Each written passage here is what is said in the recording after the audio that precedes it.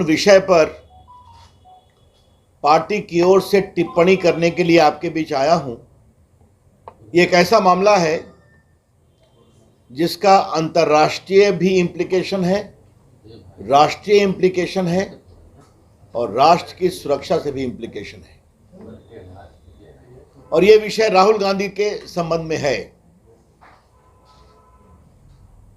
गुलाम नबी आज़ाद, बाकी पूर्व कांग्रेसी नेताओं पर जो अडानी को लेकर राहुल गांधी अपनी बात कहते हैं, उस पर मुझे कुछ नहीं कहना है, उनके बीच की बात है।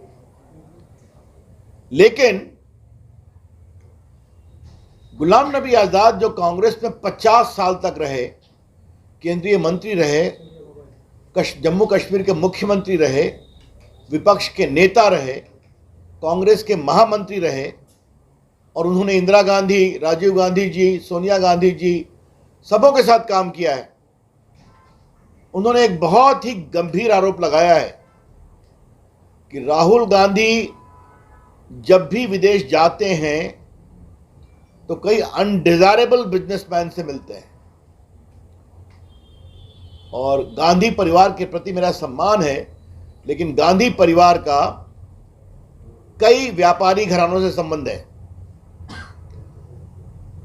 Mr. Ghulam Nabi Azad has clearly stated that whenever Mr. Rahul Gandhi goes abroad, he meets many undesirable businessmen. And the Gandhi family has close association with many business houses. थोड़ा मैं आपको सुनाना चाहता हूं।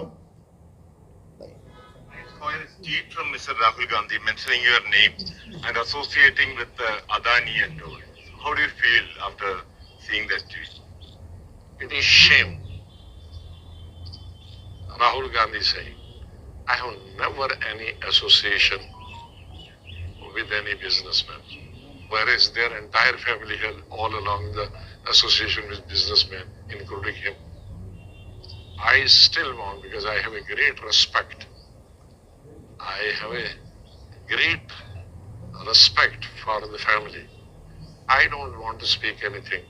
Otherwise, I would meet even outside the country to meet even people who are undesirable businessmen. तो मैंने कोई अपनी बात नहीं कही। अभी गुलाम नबी आज़ाद ने जो टिप्पणी की वो आपको सुना दिया। इससे एक बड़ा सवाल उठता है कि राहुल गांधी हर 4-5 महीने के बाद विदेश जाते हैं। किससे मिलते हैं राहुल गांधी जी? क्योंकि बाकी तो जाते हैं तो क्या क्या बोलते हैं कि भारत के लोकतंत्र पर ही सवाल करते हैं, वो चर्चा हम लोग कर चुके हैं। लेकिन राहुल गांधी किससे मिलते हैं? ये अनडिजायरेबल बिजनेसमैन कौन है? ये देश जरूर जानना चाहेगा। और हम चाहेंगे कि ये बात सच्चाई देश के सामने आनी चाहिए कि राहुल गांधी जी जब भी विदेश जाते हैं तो किस तरह के अनडिजायरेबल एलिमेंट से, बिजनेसमैन से, अवांछनीय बिजनेसमैन से वो मिलते हैं और उनके मिलने का एजेंडा क्या होता है। और दूसरा सवाल ये उठता है कि जब भी राहुल गांधी विदेश से भारत लौटते हैं तो उनका और हमला तेज हो जाता है। जरा शांत रहिए। तेज हो जाता है भारत के ऊपर, प्रधानमंत्री के ऊपर, भारत की प्रगति के ऊपर। आज तक राहुल गांधी जी ने पिछले 9 साल में भारत की विकास यात्रा में एक भी अच्छे शब्द नहीं कहे। चलिए उनका विषय है। लेकिन आज भारत दुनिया की 5वीं इकॉनमी बन चुका है, इंग्लैंड से आगे निकल चुका है। भारत का आईटी सेक्टर, भारत का डिजिटल सेक्टर, भारत का स्टार्टअप सेक्टर। याद करिए कि जब कोरोना काल में मेड इन इंडिया वैक्सीन ने दुनिया में अपना परचम लहराया तो उसका भी विरोध कर रहे थे कि कौन सी वैक्सीन है। तो क्या Rahul Gandhi anti India businessman के इशारे पर भारत को कमजोर करने की कोशिश कर रहे हैं और मोदी जी के खिलाफ अभियान कर रहे हैं?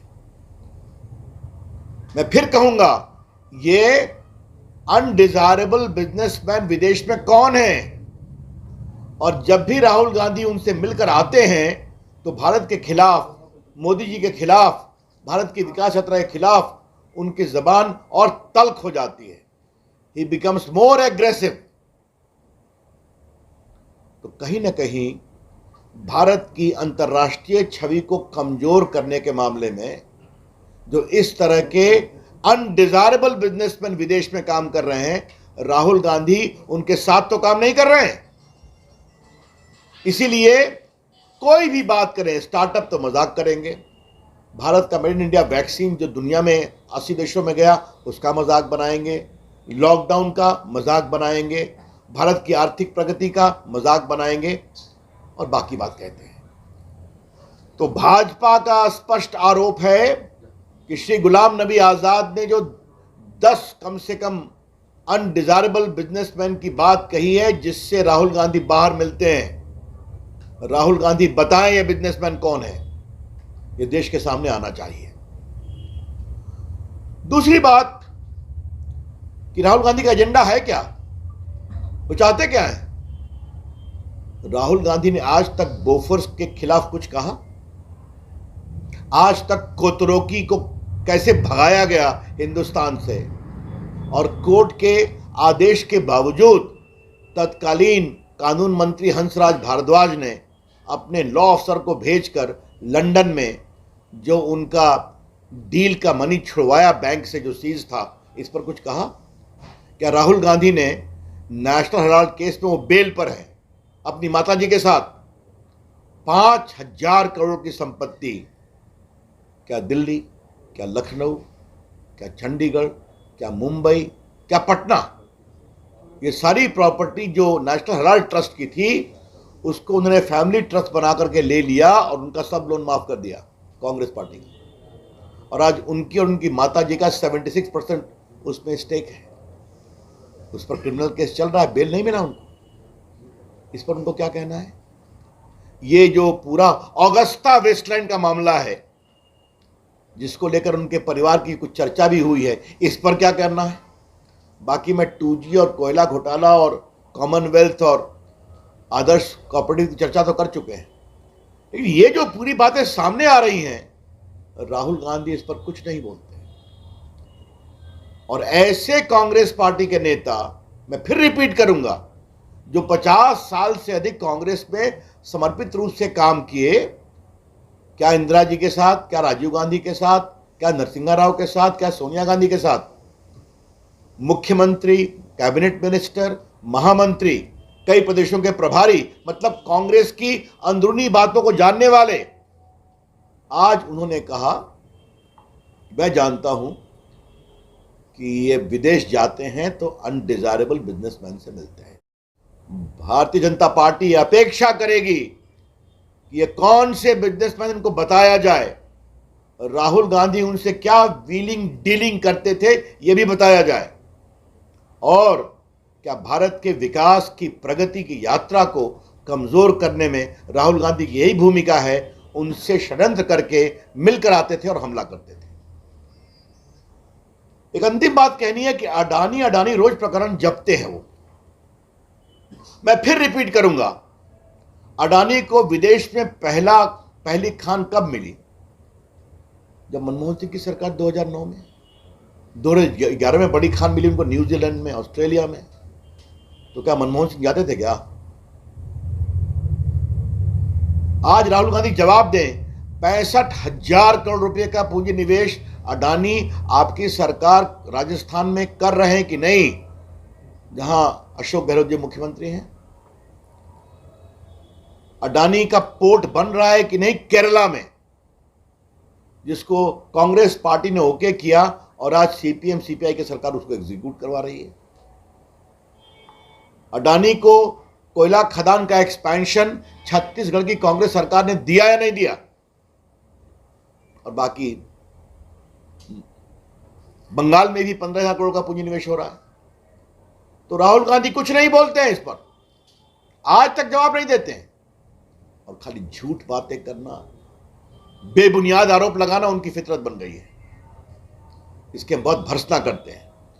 लेकिन राहुल गांधी जी, आज आपके खिलाफ आरोप आपकी पार्टी के एक 50 साल के कर्मठ नेता ने लगाई है कि आप विदेश में अनडिजायरेबल बिजनेसमैन से मिलते हैं और मिलकर जब हिंदुस्तान आते हैं तो भारत के खिलाफ, सरकार के खिलाफ आपका स्वर और आक्रामक होता है, गलत बयानी और झूठ के साथ। आज इसका जवाब आपको देना पड़ेगा।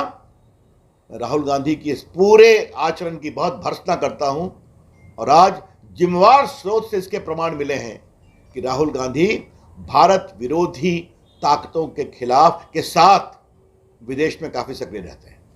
कांग्रेस पार्टी को लेकर एक बड़ी अजीब स्थिति भी है कि सचिन पायलट अपनी कुमार जी, लोकतंत्र लोक लाज से चलता है और लोक लाज का यह भी तकाजा होता है कि रामनवमी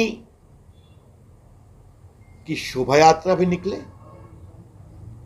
ताजिया भी निकले, मुहर्रम भी निकले, नवरात्रि भी हो, शिवरात्रि भी हो, क्योंकि हिंदुस्तान की बगिया में कई फूल हैं तो हर फूल को अपनी आस्था को मनाने का अधिकार है, वो अवसर मिलना चाहिए और आपको सुरक्षा भी देनी चाहिए। क्या संदेश दे रहे हैं आप कि आपके गृह जिला नालंदा या सासाराम में अभी तक तनाव है, लोग परेशान हैं और अब तो मीडिया के लोगों ने बता दिया कि वहां पर अगर पुलिस सख्त होती जैसे पिछले बार थी तो घटना नहीं होती। तो आप इफ्तार करिए, अभी आपका अधिकार है, बड़ी टोपी भी पहनिए।